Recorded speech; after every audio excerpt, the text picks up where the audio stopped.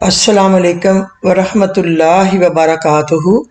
اللہم لبیک چینل میں آپ سب کو خوش آمدید کہتی ہوں۔ Welcome to all of you.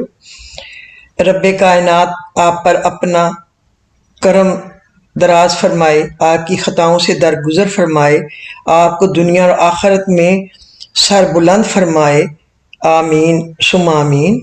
بسم اللہ الرحمن الرحیم۔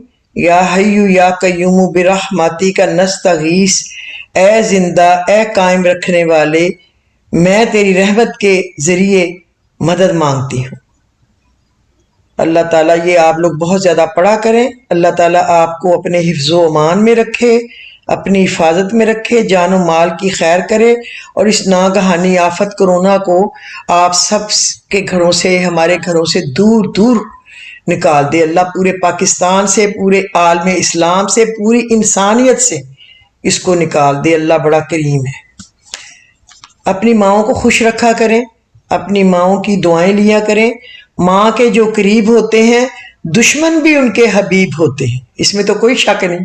ایک ماں ہے جو راتوں کو اٹھ کے اپنے بچوں کے لیے دعائیں کرتی، بری سے بری ماں، ان پڑھ سے ان پڑھ ماں، رو رو کے اپنے اللہ کے آگے فریادیں کرتی ہے، اپنی اولاد اور اولاد کی اولاد، اور اولاد کی اولاد تو اس کو اور بھی زیادہ پیاری ہو جاتی ہے۔ جیسے کہتے ہیں اصل سے زیادہ سود پیارا، اس لیے کہ اس کو پتا ہے اگر میرے بچے کے کسی بچے کو کچھ ہو گیا تو میرے بچے کی خوشی، میرے بچے کا سکون چین باقی نہیں رہے گا۔ تو ماں تڑپتی ہے، یا اللہ میرے بچے کو، میرے بچوں کے بچوں کو اپنی پناہ میں رکھنا، یا اللہ میرے بچے کے بچوں کو اپنی پناہ میں رکھنا، تندرستی زندگی دینا۔ ماں جن کے پاس ہوتی ہے وہ لوگ کہاں غریب ہوتے ہیں، ماں جن کی زندہ ہوتی ہے وہ بہت خوش نصیب ہوتے ہیں۔ اللہ تعالیٰ سب کی ماؤں کو سلامت رکھے۔ آپ یقین کریں ہماری ماں زندہ تھی، اللہ ان کو جنت الفردوس میں جگہ دے۔ ہمیں تو اللہ نے دو مائیں دی ہوئی تھی، اور دونوں مائیں تھیں، کاغذی مائیں نہیں تھیں۔ اللہ دونوں کی مغفرت فرمائے اور جنت الفردوس میں بلند درجات فرمائے۔ ہمیں کوئی ٹینشن نہیں ہوتی تھی، ہم اپنی ماؤں کو بس یہ کہتے تھے فلانے کام کی دعا کریں، تو وہ آگے سے پتہ کیا کہتی تھی اس نے ہی کرنا ہے، اللہ نے ہی کرنا ہے، ہو جائے گا۔ تو ہمیں حوصلہ سا ہو جاتا تھا کہ بس اب کام ہو جائے گا۔ اس بات پر فکر کرنا چھوڑ دیں کہ یہ کیسے ہونے والا ہے، یہ کیسے کام ہوگا۔ اس بات کا یقین کر لیں کہ یہ سب کچھ اللہ کے کنٹرول میں ہے، اور جس کے کنٹرول میں ہے نا اس کو سارا کچھ پتا ہے۔ وہ چٹکیوں میں ہمارے سارے کام بنا سکتا ہے، اور وہ بنا دے گا انشاءاللہ العزیز۔ وہ سب جانتا ہے۔ آپ کی ذات پر حاوی غم، تاریکیاں، دکھوں کے پہاڑ، شر میں الجھی سوچیں، زندگی کی دوڑ میں تھکتے وجود، اس کو پکارتی ہر سانس، بے مقصد رات گئے دیر تک آسمان کو کھوجتی آنکھیں، اور دل میں چھپا ہوا گھٹا ہوا درد۔ آپ اس سے کہیں یا نہ کہیں وہ سب جانتا ہے، مگر اس کو پسند ہے کہ میرا بندہ مجھے پکارے، بار بار مجھے کہے، ہر خوشی میں غمی میں۔ جیسے ہم سب سے بہترین دوست کو ہر لمحہ یاد رکھتے ہیں نا، اس سے سب کہتے ہیں، اس سے دکھ بانٹتے ہیں۔ قرآن میں خود اس نے کہا ہے دیکھو میں تمہارا ولی ہوں۔ ولی کون ہوتا ہے؟ غور کیا کبھی آپ نے ولی کون ہوتا ہے؟ ولی سرپرست، مددگار، ہمدرد، ہمراز دوست ہوتا ہے۔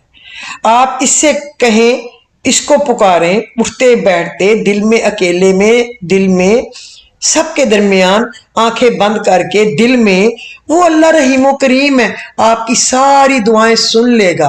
جو پریشان ہے اس کی پریشانیاں دور ہو جائیں گی، جس کو غم ہے اس کے غم اور فکر وہ مٹا دے گا، جو ضرورت مند ہے اس کی ضرورت کو وہ اپنے خزانوں سے پوری فرما دے گا، جو بیمار ہیں اللہ ان کو صحت عطا فرما دے گا، جو پریشان حال ہیں ان کی پریشانیاں دور فرما دے گا، جو بچھڑے ہوئے ہیں اللہ کارساز ہے ان کو خوشیوں کے ساتھ ملا دے گا، اللہ ٹوٹے ہوئے دلوں کو جوڑ دے گا، اللہ طالب علموں کے لیے علم کا حصول آسان فرما دے گا، اللہ بے اولادوں کی گود اولاد سے بھر دے گا، اللہ بے گھر کو ضرور اپنی چھت عطا کر دے گا۔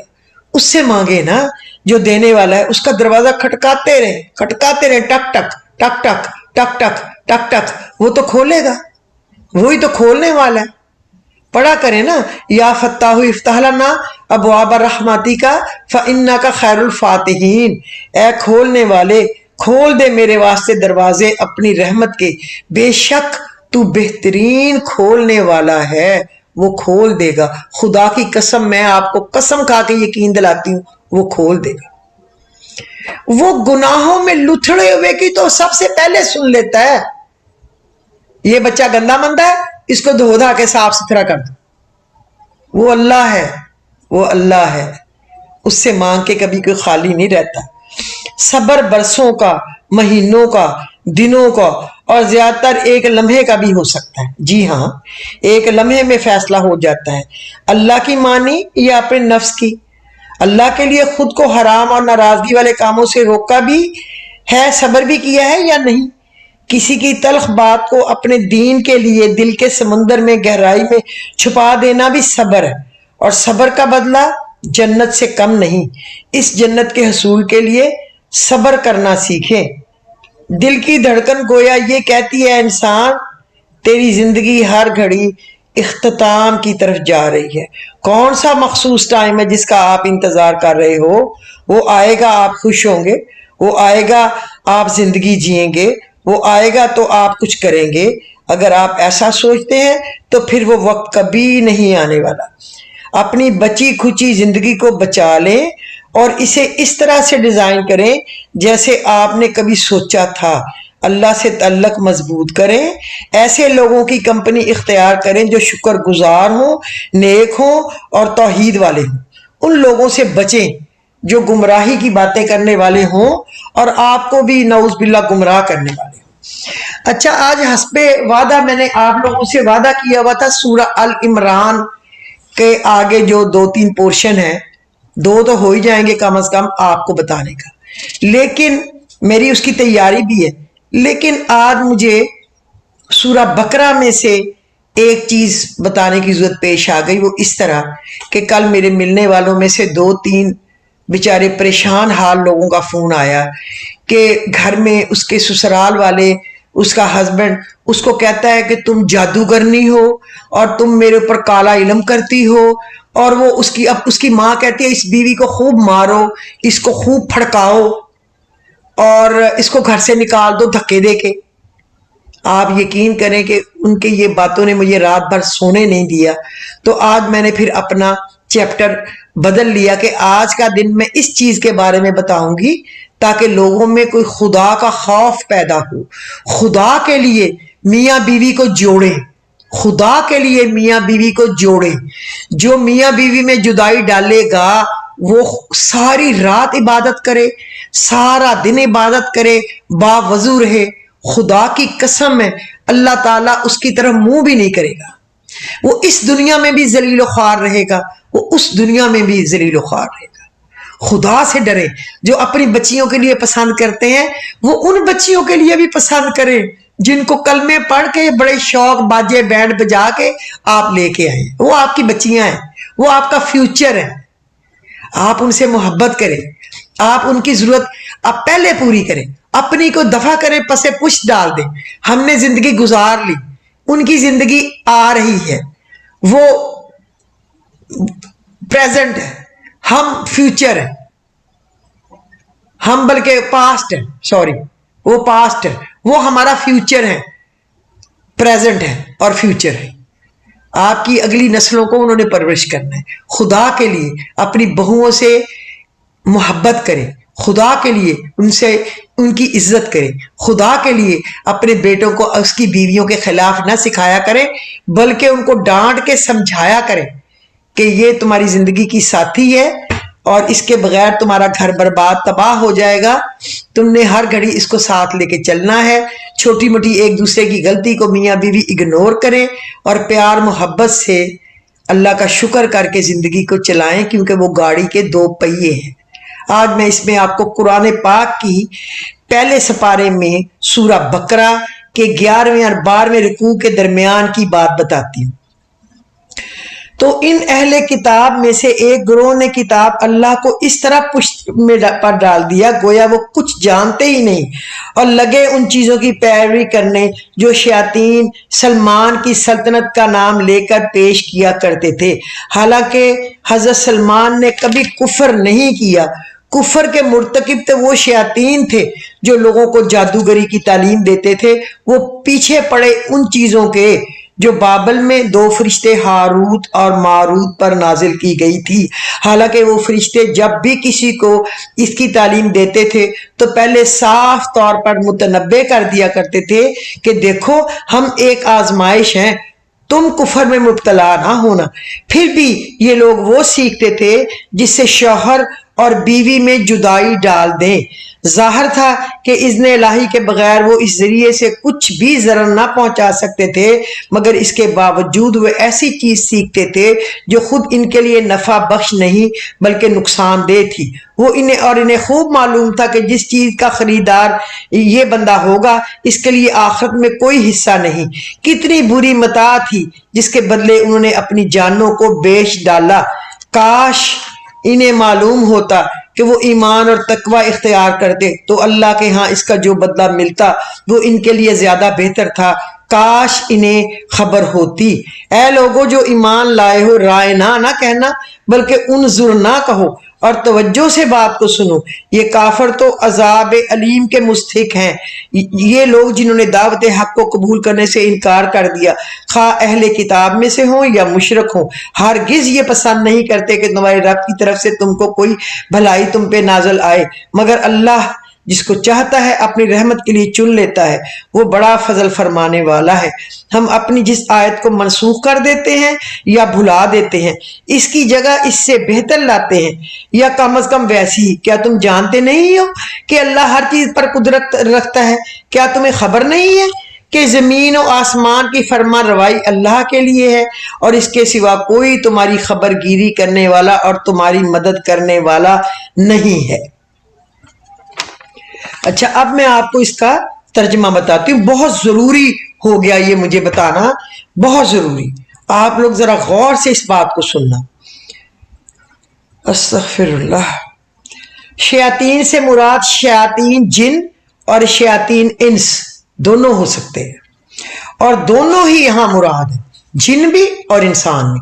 جب بنی اسرائیل پر اخلاقی و مادی انحطاط کا دور آیا اور غلامی، جہالت، نکبت و افلاس اور ذلت و پستی نے ان کے اندر کوئی بلند حوصلگی العزمی باقی نہ چھوڑی تو ان کی توجہات جادو، ٹونے، طلسمات، عملیات اور تعویذ گنڈوں کی طرف مبذول ہونے لگی۔ وہ ایسی تدبیریں ڈھونڈنے لگے جس سے کسی مشقت اور جدوجہد کے بغیر محض پھونکوں اور منتروں کے زور پر سارے کام بن جایا کریں۔ اس وقت شیاطین نے ان کو بہکانا شروع کیا کہ سلمان علیہ السلام کی عظیم الشان سلطنت اور ان کی حیرت انگیز طاقتیں تو سب کچھ چند نقوش اور منتروں کا نتیجہ تھی، اور وہ ہم تمہیں بتائے دیتے ہیں۔ چنانچہ یہ لوگ نعمت غیر مترقبہ سمجھ کر ان چیزوں پر ٹوٹ پڑے، اور پھر نہ کتاب اللہ نے ان میں ان کی کوئی دلچسپی رہی اور نہ کسی داعی حق کی آواز انہوں نے سن کر دی، سننا ہی چھوڑ دیا، بس اس جادو ٹونے میں لگ گئے۔ اس آیت کی تعویل میں مختلف اقوال ہیں، مگر جو کچھ میں نے سمجھا ہے وہ یہ ہے کہ جس زمانے میں بنی اسرائیل کی پوری قوم بابل میں قیدی اور غلام بنی ہوئی تھی، اللہ تعالیٰ نے دو فرشتوں کو انسانی شکل میں ان کی آزمائش کے لیے بھیجا ہوگا۔ جس طرح قوم لوط کے پاس فرشتے خوبصورت لڑکوں کی شکل میں گئے تھے، اسی طرح ان اسرائیلیوں کے پاس وہ پیروں اور فقیروں کی شکل میں گئے ہوں گے۔ وہاں ایک طرف انہوں نے بازار ساحری میں اپنی دکان لگائی ہوگی، یعنی جادو سکھانے کی دکان سجا لی، اور دوسری طرف وہ تمام حجت کے لیے ہر ایک کو خبردار بھی کر دیتے ہوں گے کہ دیکھو ہم تمہارے لیے آزمائش کی حیثیت رکھتے ہیں، تم اپنی عاقبت خراب نہ کرو، مگر اس کے باوجود لوگ ان کے پیش کردہ عملیات اور نقوش اور تعویذات پر ٹوٹے پڑتے ہوں گے۔ لوگ پاگل ہوگا جادو سیکھنے میں، اور جادو کر کے ٹونے کر کے تعویذ لے کے لوگوں پہ ڈالے۔ فرشتوں کے انسانی شکل میں آ کر کام کرنے پر کسی کو حیرت نہ ہو۔ وہ سلطنت الہی کے کار پرواز ہیں۔ اپنے فرائض منصبی کے سلسلے میں جس وقت جو صورت اختیار کرنے کی ضرورت ہوتی ہے نا، وہ اسے اختیار کر سکتے ہیں۔ ہمیں کیا خبر کہ اس وقت بھی ہمارے گرد و پیش کتنے فرشتے انسانی شکل میں آ کر کام کر جاتے ہوں گے ہمارے۔ رہا فرشتوں کا ایک ایسی چیز سکھانا جو بجائے خود بری تھی، تو اس کی مثال ایسی ہے جیسے پولیس کے وردی سپاہی کسی رشوت خور حاکم کو نشان زدہ سکے اور نوٹ لے جا کر رشوت کے طور پر دیتے ہیں تاکہ عین حالت ارتکاب جرم میں پکڑے اور اس کے لیے بے گناہی کے عذر کی گنجائش باقی نہ رہنے دیں۔ یہ اللہ نے اس طرح بھیجے نا تاکہ پھر یہ پکڑے جائیں اور پھر ان کے پاس کوئی بہانہ باقی نہ بچے کہ یہ کر کیا رہے ہیں۔ مطلب یہ ہے کہ اس منڈی میں سب سے زیادہ جس چیز کی مانگ تھی وہ یہ تھی کہ کوئی ایسا عمل یا تعویذ مل جائے جس سے ایک آدمی دوسرے کی بیوی کو اس سے توڑ کر اپنے اوپر عاشق کر لے۔ یہ اخلاقی زوال کی وہ انتہائی درجہ برائی تھی جس میں وہ لوگ مبتلا ہو چکے تھے۔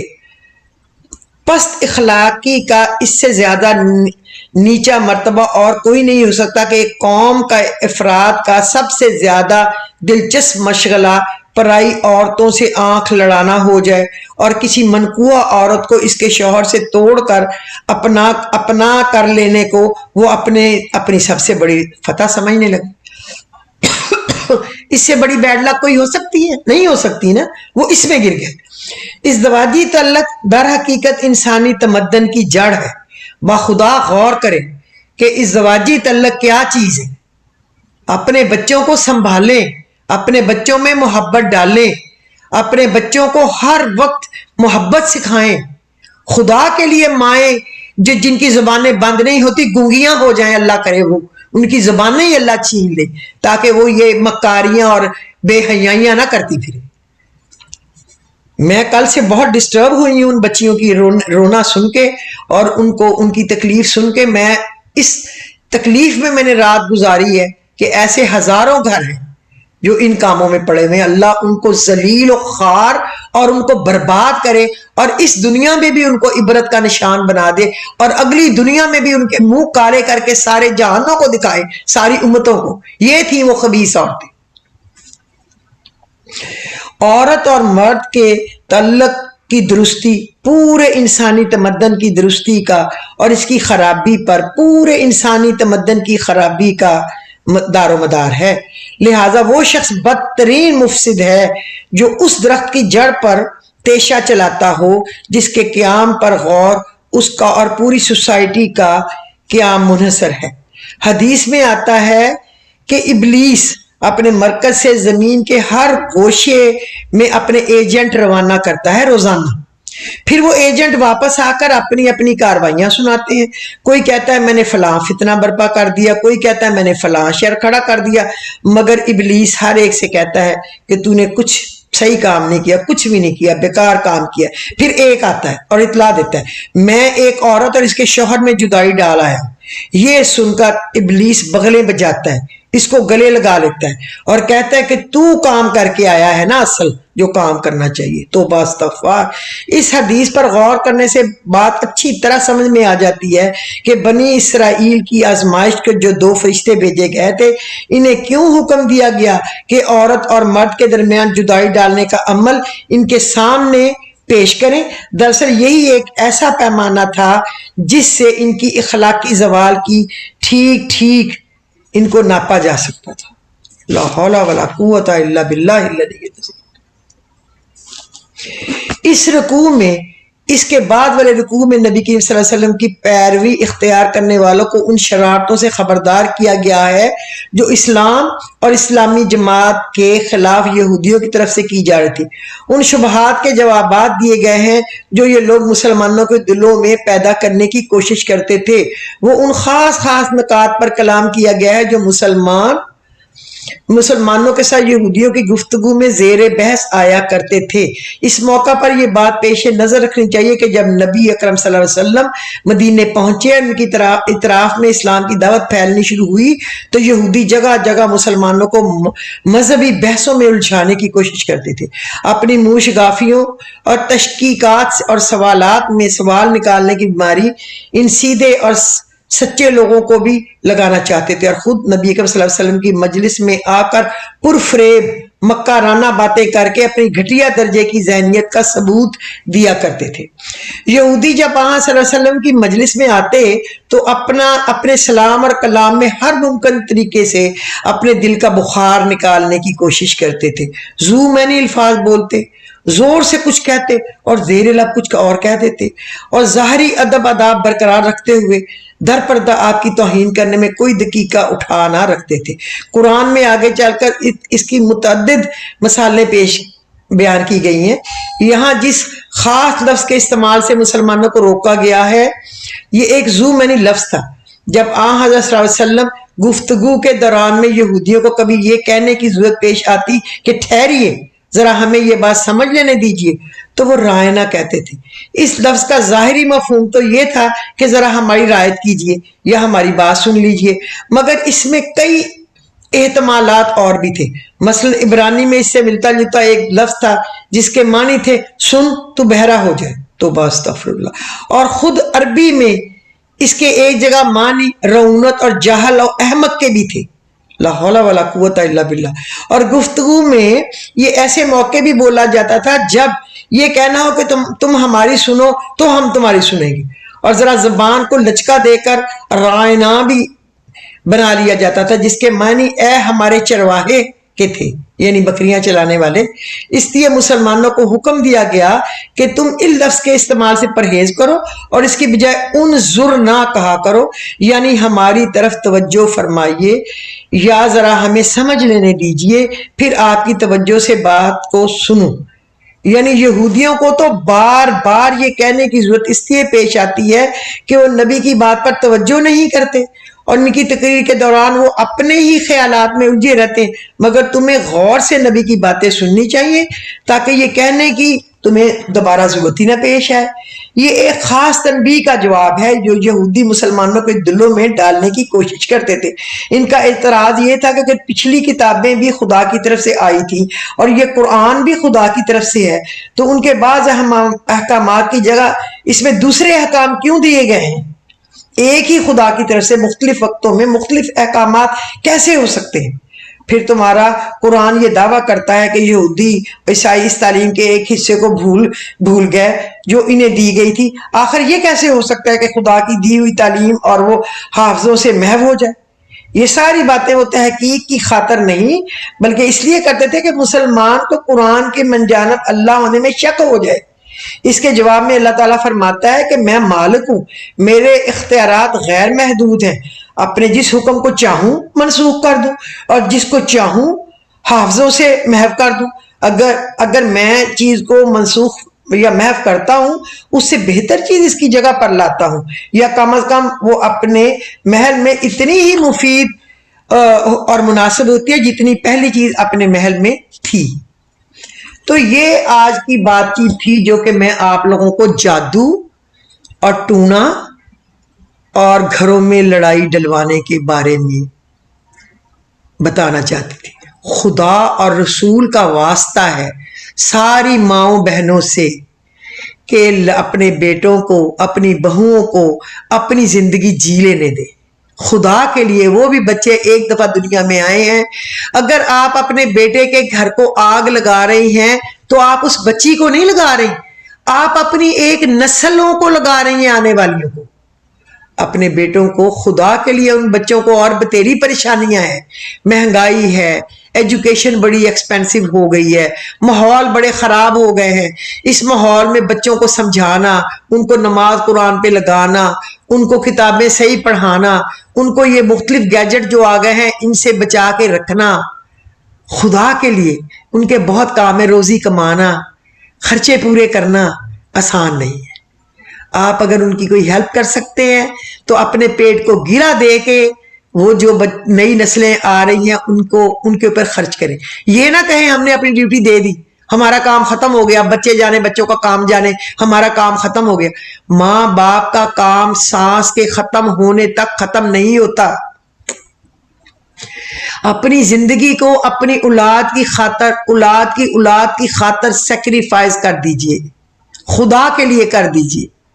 اس کا اجر اللہ دے گا، اس دنیا میں بھی اور اس دنیا میں بھی. وہ آپ کے بچے ہیں، ان کے گھر کو جنت بنانے میں ان کی مدد کیجیے. اگر وہ ناراض ہیں تو ان کو صلح کرانے میں مدد کیجیے. اگر بچھڑے ہوئے ہیں تو ان کو ملانے میں مدد کیجیے. اگر ان کا خرچہ نہیں پورا ہوتا تو جو آپ ان کے لیے کر سکتے ہیں اپنے اس ہمارے بڑھاپے میں کیا ہے، نہ شاپنگ کریں گے، نہ ڈیزائنر جوتے بیگ کپڑے پہنیں گے، سو وٹ، پھر کیا ہوگا؟ ان کی تو عمر ہے نا. کوئی بات نہیں، آپ ان کا دھیان کریں، ان کی طرف توجہ دیں، ان کے گھروں کو جنت بنائیں، ان کے لیے ہر وقت اللہ سے خیر، مدد، ترقی، خوشحالی، زندگی، صحت مانگیں. اپنی بیٹی کیا سسرال ہے یا بیٹے کا، ان کی عزت کریں.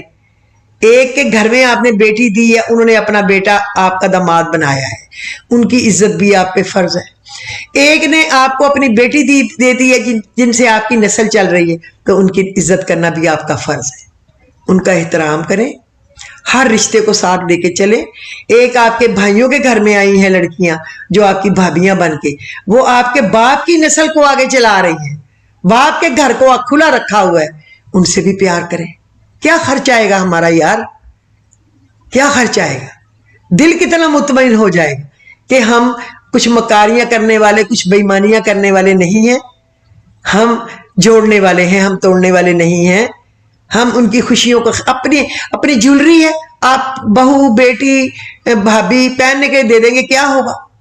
آپ پاس اچھی چیز ہے، آپ ان کو یوز کے لیے دے دیں گے، کیا فرق پڑے گا؟ کچھ بھی نہیں. مر کے بھی تو ان کا ہی ہے نا سب کچھ. پلیز پلیز ہتھولا رکھے، اپنے گھروں کو سنبھالے، اپنے آنے والی نسلوں کو سنبھالے. ہر وقت رب سے مانگے، ربنا تقبل منا انک انت السمیع العلیم. یا اللہ میں نے ایک کوشش کی ہے، اس کو تو مجھ سے قبول فرمانا، بے شک تو بہترین سننے والا اور جاننے والا ہے. میں نے اپنی ایک اچھی کوشش کی ہے، اس کو سب کے دلوں میں بٹھا دے، گھر کر دے، اچھا کر دے. تو ہر چیز پر مکمل قادر ہے. ان اللہ علی کل شیء قدیر. تو ہر چیز پر قادر ہے، تو جو چاہے کہہ سکتا ہے. ایک سیکنڈ ہے.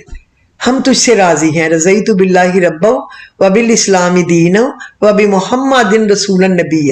اے اللہ ہم سے صرف وہ کام کرا جس کا تو نے حکم دیا، ہمیں ان چیزوں سے روک دے جس سے تو نے اور تیرے نبی صلی اللہ علیہ وسلم نے منع فرمایا، جس سے ہماری عاقبت خراب ہو، جس سے ہمارے بچے ذلیل و خوار ہو، ہمارے شوہر خراب ہو. بیویوں کو بھی ہم جیسی بیویاں جو ہے نا بڑی بڑی بوڑھی ہو گئی ہیں، وہ بھی خامدوں کو تنگ کرتی ہیں، اب یہ لے کے دو، اب وہ لے کے دو. اب یہ یار خامدوں پہ رحم کرے، وہ بیچارے اس عمر میں کیا کیا لے کے دے. ساری عمر کر لی نا ہم نے عیش ان کے سروں پہ. اب آپ ان کی خیر مانگے، زندگی مانگے. وہ ہمارے سر پہ تاج ہیں، ان کے ساتھ ہمارے گھروں میں رونق ہے. بس اللہ ہر گھر کی رونقیں آباد رکھے، اللہ ہر گھر میں خوشیاں ہی خوشیاں بھر دے. اگر آج کا ایپیسوڈ میرا آپ کو پسند آیا ہو تو بخدا آپ اس کو لائک اور شیئر اور سبسکرائب کر کے کچھ لوگوں کو ضرور بھیجیں. یہ صدقہ جاریہ ہوگا. اللہ کرے میری باتوں کا آپ کے دل پہ اثر ہو. کاش کہ آپ کے دل میں اتر جائے میری بات. اللہ ہی اتار سکتا ہے، میں تو صرف سب سے ریکویسٹ کر سکتی ہوں. تو پھر آج کے ایپیسوڈ میں مجھے اجازت دیجیے. خدا حافظ.